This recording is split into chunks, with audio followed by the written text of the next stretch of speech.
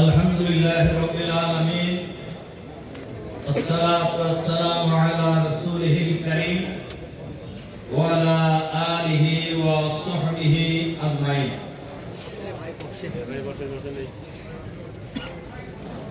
বাংলাদেশ ইসলামী ছাত্র শিবিরের সাবেক ভাইদের নিয়ে আয়োজিত আজকের এই মিলন মেলার জনাব সভাপতি, বাংলাদেশ জামাত ইসলামের কেন্দ্রীয় মজলিস শুরার অন্যতম সদস্য, বগুড়া শহর জামাতের সংগ্রামী আমির, ইসলামী ছাত্র শিবিরের বগুড়া শহর শাখার সাবেক সভাপতি, আমাদের সকলের প্রিয় ভাই জনাব অধ্যক্ষ আবিদুর রহমান সোহেল, আজকের এই মিলন মেলার সম্মানিত বিশেষ অতিথি, শহীদ কাফেলা বাংলাদেশ ইসলামী ছাত্র শিবিরের সদ্য বিদায়ী কেন্দ্রীয় সভাপতি, আমাদের এই অঞ্চলের কৃতি সন্তান, আমাদের সকলের প্রিয়জন, জুলাই বিপ্লবের অন্যতম নায়ক ছাত্র নেতা নুরুল ইসলাম, অন্যান্য অতিথিবৃন্দ, সাংবাদিক বন্ধুগণ, ইসলামী ছাত্র শিবিরের প্রাক্তন ভাই ও বন্ধুগণ, আসসালামু আলাইকুম রাহমাতুল্লাহ। সম্মানিত ভাই এবং বন্ধুগণ, ইসলামী ছাত্র শিবির এই দেশ এবং জাতির জন্য, বিশেষ করে ইসলামী ছাত্র শিবিরের সাথে যারা আমরা সম্পৃক্ত হওয়ার সুযোগ পেয়েছি, আমাদের জন্য আল্লাহর পক্ষ থেকে একটি বড় নেয়ামত। আমরা যারা শিবিরে শরীক হয়েছি, আমরা যারা ইসলামী ছাত্র শিবিরে যোগদান করেছিলাম, আমাদের পরিবারের অধিকাংশ পরিবারেরই পিতামাতা ভাই বোনেরা এই আন্দোলনের সাথে সম্পৃক্ত ছিলেন না। সুতরাং ইসলামী ছাত্র শিবির এই দেশ এবং জাতির জন্য, আমাদের জন্য আল্লাহর পক্ষ থেকে একটি বড় নেয়ামত। ইসলামী ছাত্র শিবির যখন প্রতিষ্ঠিত হয়েছিল, ইসলামী ছাত্র শিবিরের প্রতিষ্ঠার প্রধান লক্ষ্য ছিল এই বাংলাদেশে একদল সৎ, দক্ষ, যোগ্য, দুর্নীতিমুক্ত নেতৃত্ব বাংলাদেশের অফিস আদালত থেকে শুরু করে বাংলাদেশের গ্রামে গঞ্জে নগরে বন্দরে বাংলার প্রতিটি প্রান্তরে সৎ, দক্ষ নেতৃত্ব ছাপাই দেবে ইসলামী ছাত্র শিবির। এ কারণে সাবেক আমিরে জামাত অধ্যাপক গোলাম আজম সাহেব শিবিরের প্রোগ্রামে আসতেই বলতেন, শিবির হলো নেতার সংগঠন আর জামাত হলো কর্মী সংগঠন। এবং উনি বলতেন আমি একজন শিবিরের কর্মী। আলহামদুলিল্লাহ, ওনার কথা যথার্থ। ওনার কথা কি? এই দেখেন শিবির আর জামাতের যারা বসে আছে সব শিবির। বাংলাদেশের ইসলামী আন্দোলনের যারা নেতৃত্ব দিচ্ছেন সবাই প্রাক্তন শিবির। সুতরাং প্রফেসর গোলাম আজমের এই কথা 100% যথার্থ যে শিবির হলো নেতার সংগঠন। আলহামদুলিল্লাহ, আলহামদুলিল্লাহ। সম্মানিত ভাই এবং বন্ধুগণ, শিবির প্রতিষ্ঠার পর থেকে শিবির তার এই দায়িত্ব যথাযথভাবে পালন করে যাচ্ছে। বাংলাদেশ ইসলামী ছাত্র শিবির বাংলাদেশের মেধাবী ছাত্রদের ঠিকানা। বাংলাদেশ ইসলামী ছাত্র শিবির এমন একদল সৎ, দক্ষ, যোগ্য নেতৃত্ব তৈরি করছেন, শুধুমাত্র জাতীয় রাজনীতি নয়, বাংলাদেশকে আগামী দিনে সন্ত্রাস মুক্ত, দুর্নীতি মুক্ত, চাঁদাবাদ মুক্ত করে গড়ে তোলার পক্ষে যে এই বাংলাদেশের মানুষ প্রত্যাশা করে, সেই প্রত্যাশা পূরণেরও অবিরাম সংগ্রাম চালিয়ে যাচ্ছে শিবির। আলহামদুলিল্লাহ, শিবির এখন সর্বত্র। শিবির এখন অনেকেই ঘুমের মধ্যেও শিবিরের কথা স্মরণ করে, কেউ পজিটিভলি করে, কেউ নেগেটিভলি করে। নেগেটিভলি করে কেন? নেগেটিভলি করে হলো আবু জেহেল যে কারণে মুহাম্মদ সাল্লাল্লাহু আলাইহি সাল্লামকে আতঙ্ক মনে করতেন, সেম কারণে বাংলাদেশের কিছু লোক শিবিরকে আতঙ্ক মনে করে। তারা মনে করে যে শিবির যেভাবে আগাচ্ছে এক সময় বাংলাদেশের নেতৃত্ব শিবিরের হাতে চলে যাবে, এবং জাতিও সেটা চায়। কি বলেন, চায় কি না? চায়। সম্মানিত ইসলামী আন্দোলনের প্রাক্তন ভাই সব, ইসলামী আন্দোলনের প্রাক্তনের কথাটা সঠিক না। কি বলেন? ইসলামী আন্দোলন তো প্রাক্তন হবে না। ইসলামী আন্দোলন 7 জনের কিয়ামত পর্যন্ত এটা থাকবে ইনশাআল্লাহ। শিবির বলছিলাম আমি শুরুতে, শিবির বাংলাদেশের মানুষের জন্য আল্লাহর পক্ষ থেকে কি বড় নিয়ামত। শিবির আমাদেরকে অনেক কিছু দিয়েছে। শিবির আমাদেরকে কোরআন পড়া শিখিয়েছে, কোরআন শিবির আমাদেরকে নামাজের গুরুত্ব বুঝিয়েছেন। শিবির আমাদেরকে একদল ভালো মানুষ হওয়ার জন্য যে পরিবেশ দরকার সেই পরিবেশ দিয়েছে। শিবির আমাদেরকে এই জাতিকে আগামী দিনে গঠন করার যে প্রক্রিয়া, এটা আমরা শিবিরের কাছ থেকে শিখেছি। সুতরাং আমরা এই শিবিরের কাছে, আমরা যারা প্রাক্তন শিবির, আমরা এই শিবিরের কাছে ঋণী। শিবিরের কাছে ঋণী বাংলার ছাত্র সমাজ, শিবিরের কাছে ঋণী এই জাতি, এবং শিবিরকে স্মরণ করবে জাতি চিরদিন ইনশাআল্লাহ। ইনশাআল্লাহ। এই শিবির থেকে আমরা যারা বিদায় নিয়েছি, আমরা কি শুধু শিবির ছাত্র জীবনের জন্য না সারা জীবনের জন্য?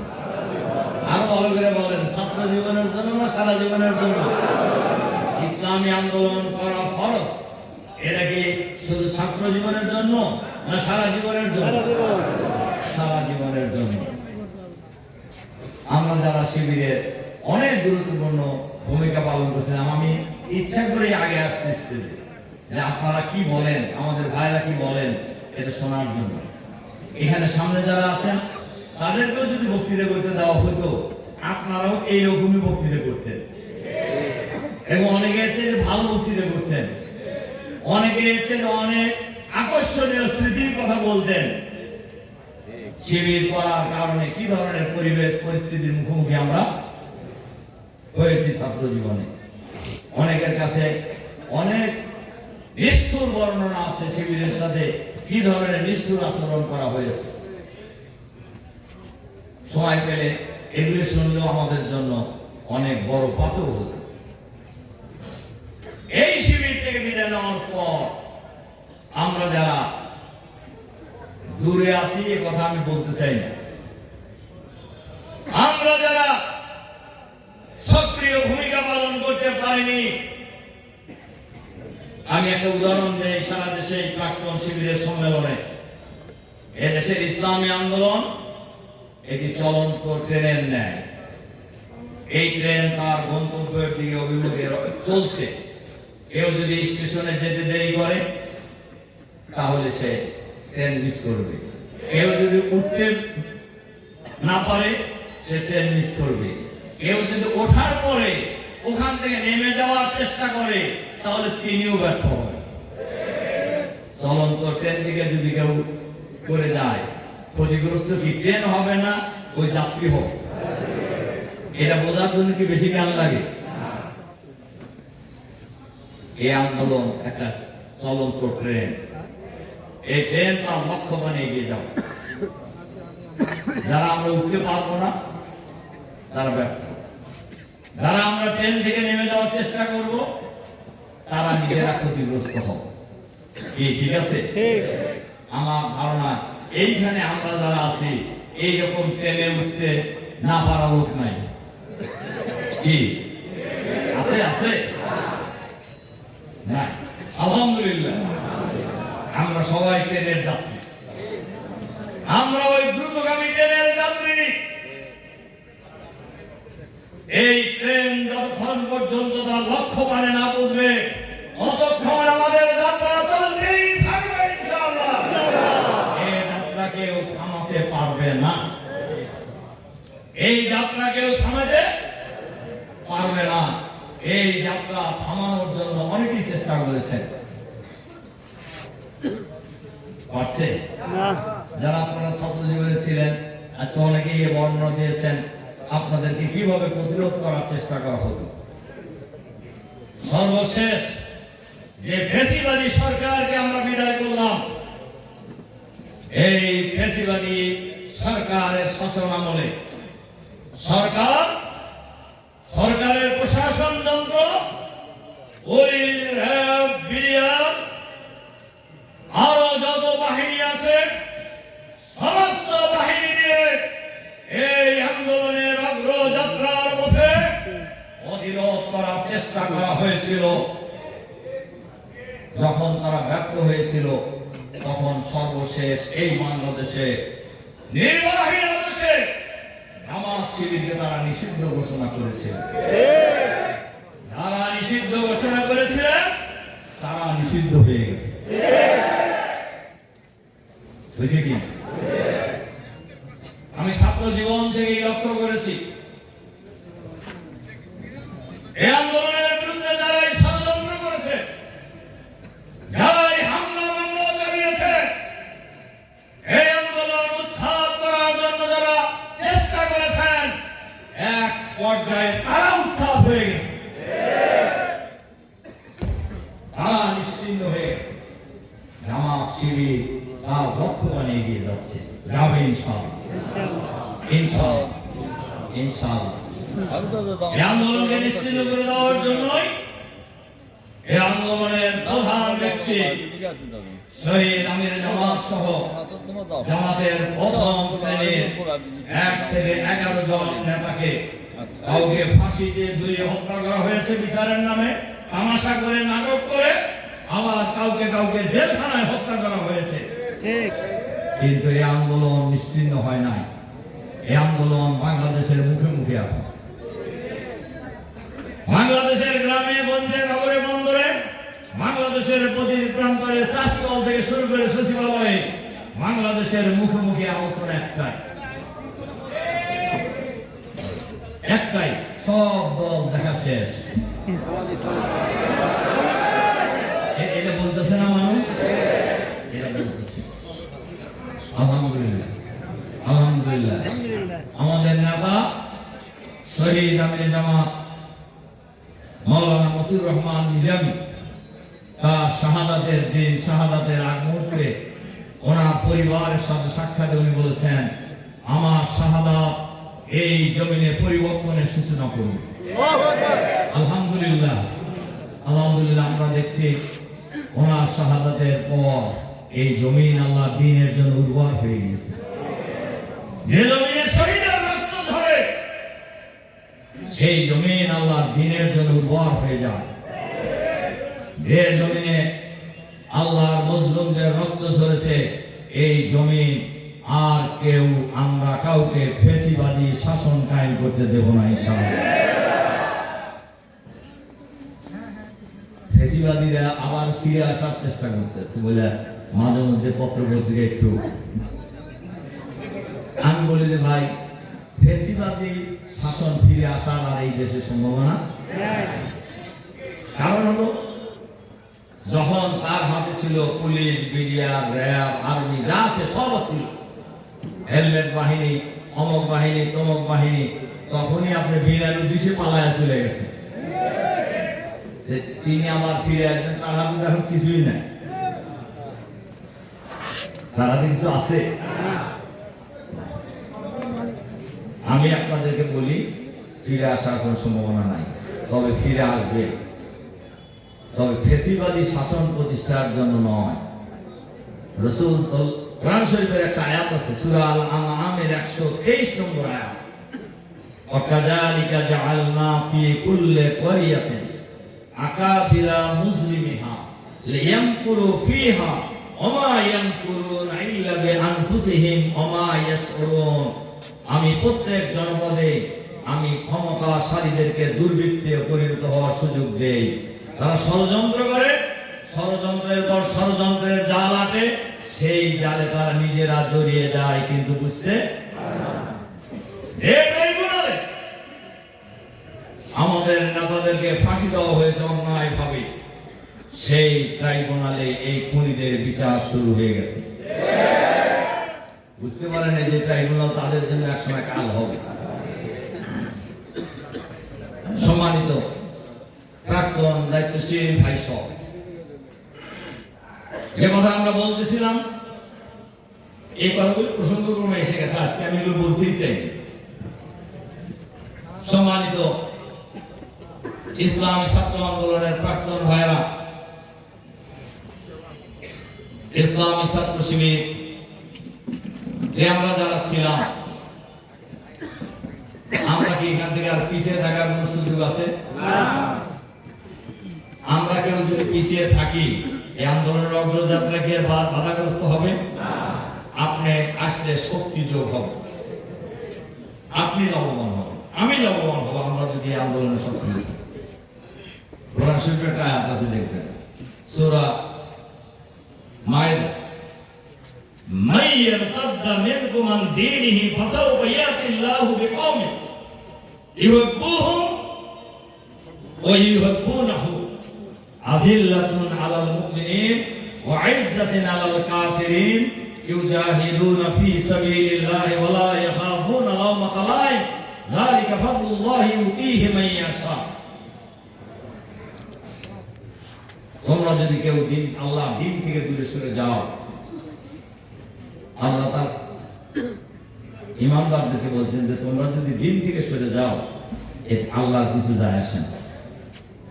আল্লাহ তাআলা অন্য লোকদেরকে দিয়ে তার দিনের কাজ করাবে। তাদের বৈশিষ্ট্য হবে তারা আল্লাহকে ভালোবাসবে, আল্লাহ তাদেরকে ভালোবাসবে। তারা নিজেদের প্রতি হবে পরস্পর রহম দিন, আর দিনের দুশ্মনদের বিরুদ্ধে হবে বজ্র কঠোর। তাদের বৈশিষ্ট্য হবে আল্লাহ দিনকে বিজয়ী করার জন্য তারা লড়াই করবে। এই লড়াই করতে গিয়ে বাতিলের হুঙ্কার, কোন নিন্দুকের নিন্দাকে তারা পরোয়া করবে না। যালিকা ফাদলুল্লাহি ইউতিহি মান ইয়াশা। এটা তার জন্য আল্লাহর পক্ষ থেকে একটা বিরাট অনুগ্রহ। আল্লাহ যাকে চান তাকে দান করেন, সুবহানাল্লাহ। সুতরাং এই মহান আন্দোলন থেকে এক মুহূর্তের জন্য আমাদের দূরে থাকার কোনো সুযোগ নেই।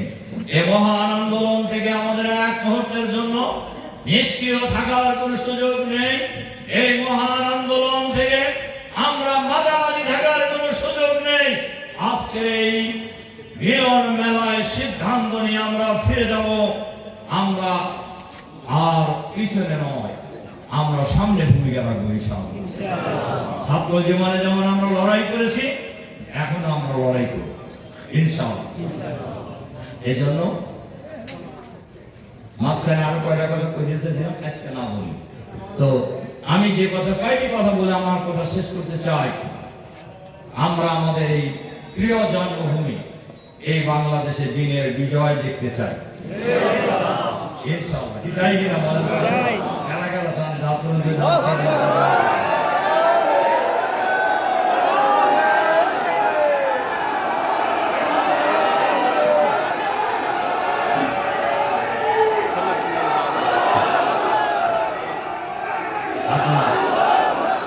এই দিনের বিজয়ের জন্য আমরা প্রয়োজন হলে আমাদের জীবনের সর্বোচ্চ জীবন দেওয়ার জন্য আমরা প্রস্তুত থাকবো ইনশাআল্লাহ।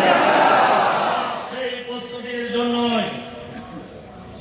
প্রস্তুতির জন্যই আমি আপনাদের কাছে কয়েকটি বিষয় অনুরোধ রাখতে চাই। এই দেশের মানুষ একদল সৎ, দক্ষ, দুর্নীতিমুক্ত নেতৃত্ব চায়।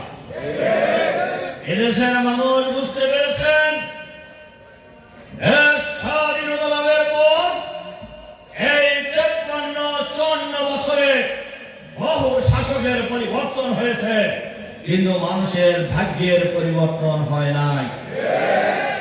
এর মূল কারণ আদর্শহীনতা,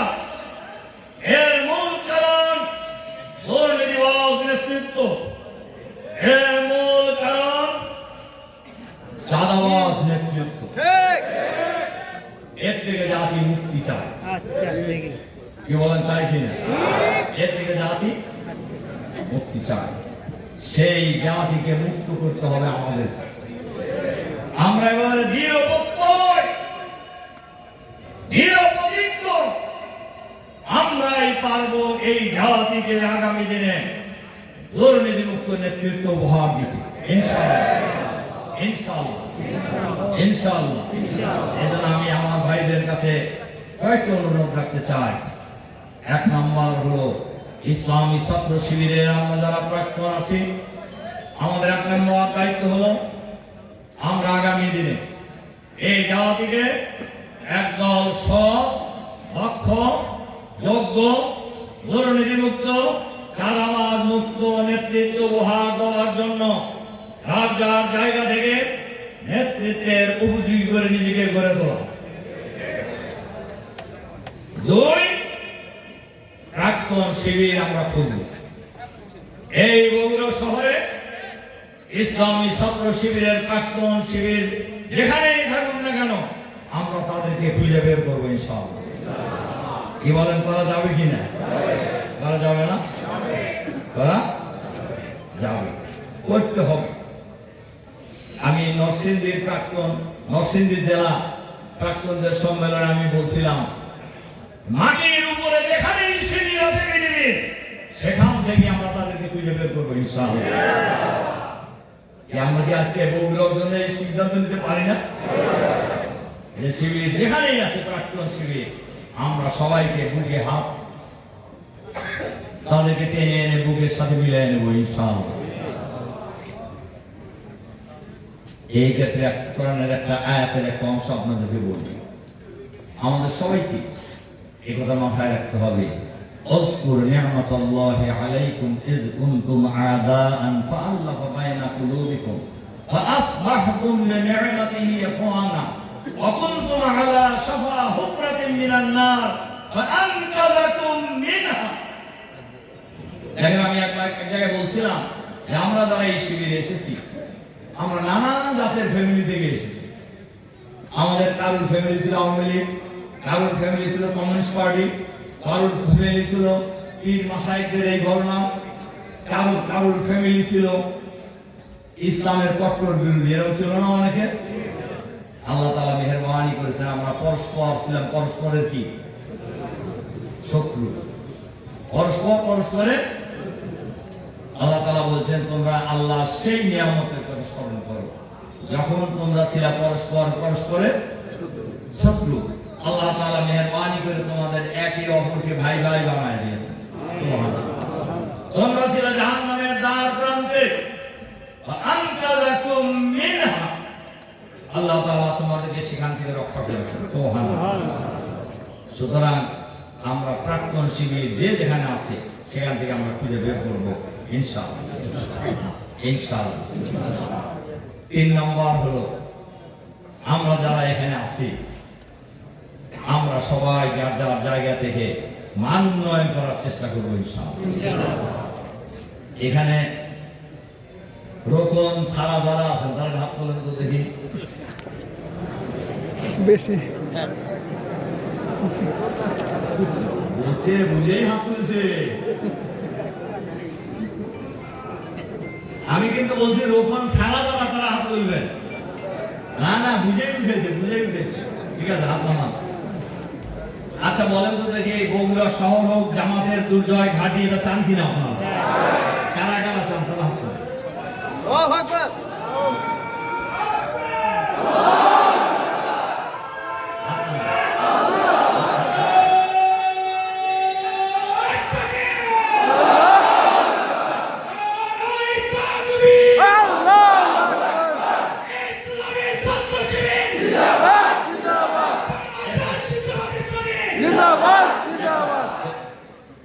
আমরা যারা চাই, আপনারা আজকে যারা এই হলে যারা উপস্থিত হয়েছে, হল খানায় ভর্তি, বাইরেও লোক আছে। বগুড়া শহরের যদি সব ভাই যদি আমরা রোপণ হয়ে যেতে পারি, তাহলে এই বগুড়া শহরের কাজ বাড়বে না কমবে? আরো ভালো করে বলেন, বাড়বে না কমবে? বগুড়া শহর শক্তিশালী হবে আমরা চাই না? চান বলে তো আগেই হাত তুলছে। তাহলে রোপণ হইতে আপনার বাধা কি?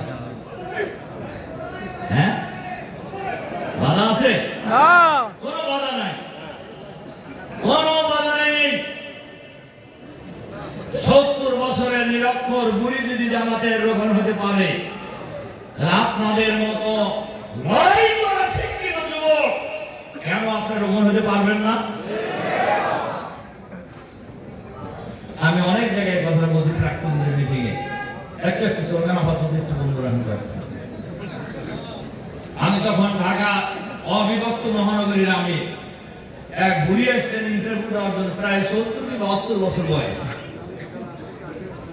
তো ওই যে বায়োডাটা লিখতে হয় না, ওখানে লেখা আছে যে উনি ওই কোন শিক্ষা প্রতিষ্ঠানে পড়েন নাই, নিরক্ষর। তা আমি ওই বুড়িকে জিজ্ঞাসা করলাম, দেখি ওই প্রশ্ন যা জিজ্ঞাসা করি গড়গড় করে বলে এগুলো। তাই বললাম যে আপনি কি নিরক্ষর? হ্যাঁ বাবা, কোন জায়গায় পড়তে যায়নি, মানে কোন স্কুল কলেজে পড়ে নাই। তাই বললাম যে যে লেখছেন, যে উত্তর লেখছেন যে প্রশ্নের, এগুলো লেখলেন কেন? কয় জামাত ইসলামীতে এসে লেখা শিখছে। এবং জামাত সিলেবাস শেষ করলেন কিভাবে? তাহলে বলে প্রথম দিকে অন্যরা পড়ে শুনাইত, কিন্তু পরে আমি আস্তে আস্তে পড়াও শিখছি। এই 70 বছরের বুড়ি যদি নতুন করে পড়া শিখে লেখা শিখে জামাতের রোপণ হইতে পারে, আপনার মতো এইরকম টকভাবে যুবকেরা যারা বলা যায় বেশিরভাগই সর্বোচ্চ শিক্ষায় শিক্ষিত, তারা কেন হইতে পারবেন না বলেন তো দেখি?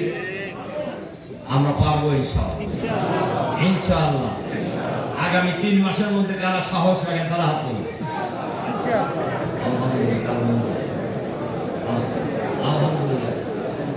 আর যারা হাত তোলার সাহস পান নাই তাদের কাছে সময় দিয়ে দেয়, আগামী 6 মাসের মধ্যে এই মিলন মেলায় যারা আমরা উপস্থিত হয়েছি, আমরা যারা এখনো রোপণ হতে পারিনি, আমরা সবাই রোপণ হব ইনশাআল্লাহ।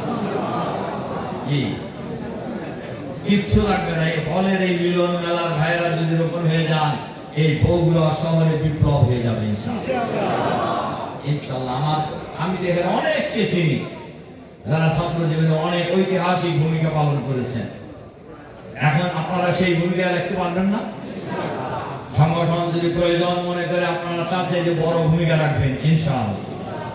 ইনশাআল্লাহ ব্যবসা বাণিজ্য চাকরি বাকরি এগুলো আমাদের দুনিয়ায় মর্যাদার সাথে থাকার জন্য, কিন্তু এটার জন্য পাগল হওয়া যাবে না। কি মন খারাপ করলেন এই কথাটা শুনে?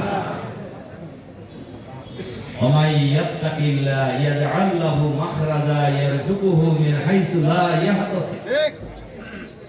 আল্লাহ চাইলে এমন জায়গা থেকে আপনি রিজিক বাড়ায় দিবেন যেটা আপনার ধারণার মধ্যেও নাই। আল্লাহ পারে কিনা? পারে।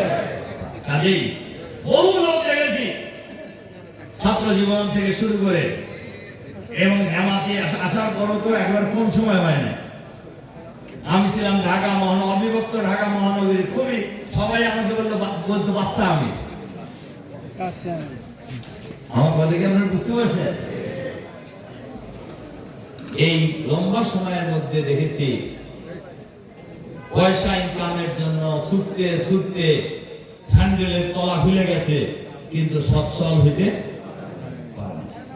আবার অনেক ভাইকে দেখেছি শুরু থেকে আন্দোলন জীবন লড়াই করে যাচ্ছেন, তাদের অভাব হয়নি। সচ্ছলতা অসচ্ছলতার মালিক কে? আল্লাহ। সুতরাং আল্লাহর উপর তাওয়াক্কুল করে আমি কিন্তু ঘরে বসে থাকতে বলতেছি না, অবশ্যই হালাল রিজিক সন্ধানের জন্য লড়াই করতে হবে। এই কথা আল্লাহই বলে দিয়েছেন, বলেন না? ফায়দা কুদিয়াতিস সালাতু ফান্তাশিরু ফিল আরদ ওয়াবতাগু মিন ফাদলিল্লাহ ওয়াজকুরুল্লাহ কাসীরান লাআল্লাকুম তুফলিহুন।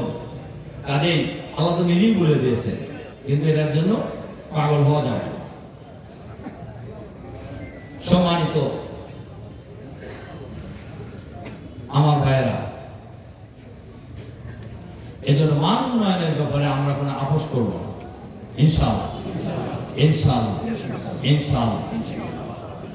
এই আন্দোলনকে থামানোর জন্য আমি মাঝখানে একটা কথা বলছি যে আন্দোলনের পক্ষে যেমন গণজোয়ার তৈরি হয়ে গেছে, এই আন্দোলনের এই জোয়ারে বাধাগ্রস্ত করার জন্য কেউ বালির বাদ দেওয়ার চেষ্টা করতেছে। সেই শক্তি, যে শক্তি হন না কেন, আমরা বলবো এই ধরনের কাজ থেকে বিরত থাকাই হবে। তার কারণ এই ফ্যাসিবাদী সরকার আমাদেরকে বালির বাঁধ নয়, আমাদের সামনে পাহাড় এনে দাঁড় করিয়েছিল। সেই পাহাড় ভেঙে এই দেশের ইসলামী আন্দোলন সামনের দিকে এগিয়ে গেছে, ঠেকাতে পারে নাই। সুতরাং অনেকে 24-এর বিপ্লবকে 1 নম্বর বানাইতে চান না, গুরুত্ব দিতে চান না। যারা চান না 24-এর বিপ্লবের আগে আপনারা কোন জায়গায় ছিলেন সেটাও হিসাব করেন।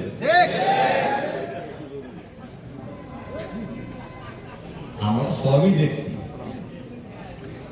সবই দেখছি। কে কি করতেছেন তাও দেখতেছি, কে কি বলতেছেন তাও দেখতেছি, শুনতেছি না, দেখতেওছি।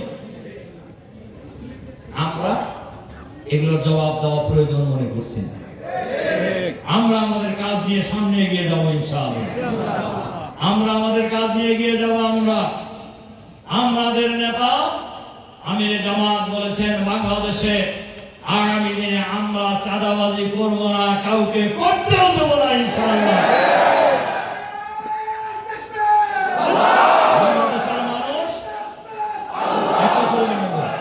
বাংলাদেশের মানুষ আগামী দিনে একদম সৎ, দক্ষ, দুর্নীতিমুক্ত নেতৃত্বের অপেক্ষায় আছে। সেই নেতৃত্ব জাতিকে উপহার দিবেন আপনারা ইনশাআল্লাহ।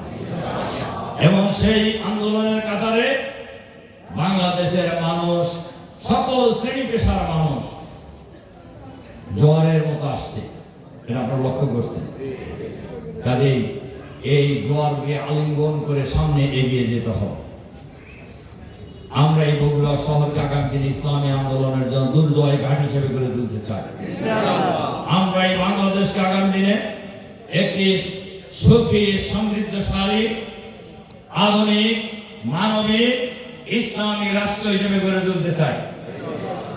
আর সেই মহান আন্দোলনের চূড়ান্ত পর্যায়ে বগুড়া শহর জামাত শিবির ঐতিহাসিক ভূমিকা পালন করবেন ইনশাআল্লাহ। কি রাজি আছেন আপনারা? ইনশাআল্লাহ। আমাদের তো হারানোর কিছু নাই। কি হারানোর কিছু আছে? আমাদের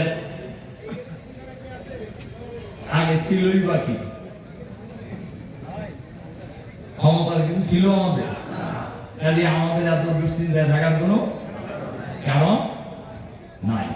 এবং আমরা এই কথাও বলেছি, আল্লাহ তাআলা যদি এই দেশের জনগণ যদি জামাতকে এই দেশ পরিচালনার দায়িত্ব দেয়, আমরা রাজা হব।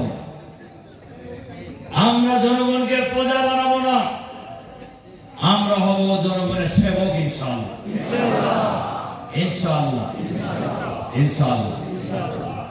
কাজেই আমাদের হারানোর কিছু নাই, আমরা সামনে এগিয়ে যাব। ওমিনান নাস মান ইয়াশরি নাফসাহু তিগা মারদাতিল্লাহ।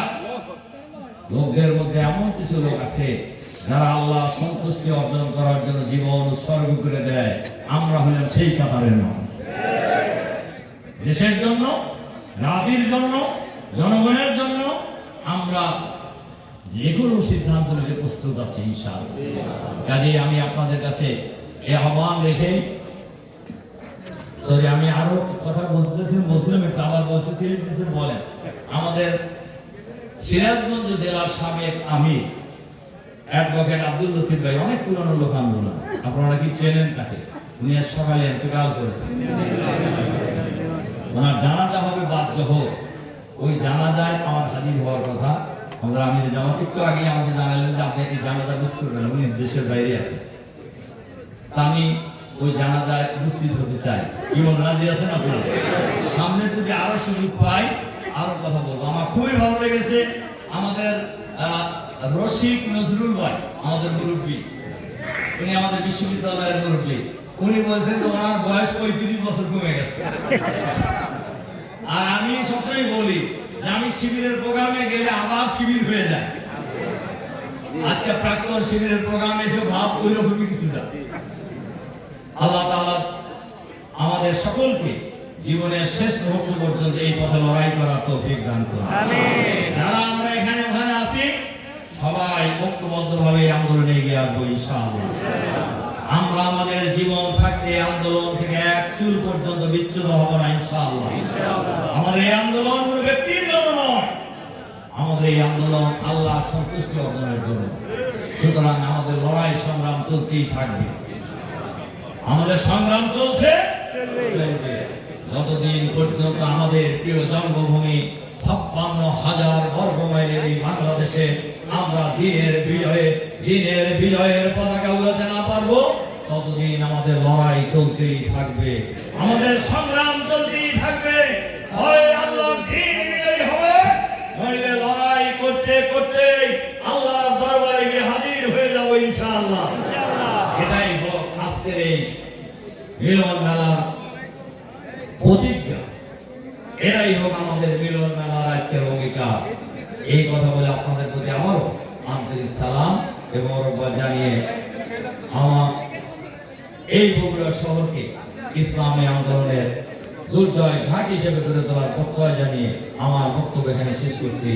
আল্লাহ হাফেজ। আসসালামু আলাইকুম ওয়া রাহমাতুল্লাহি ওয়া বারাকাতুহু।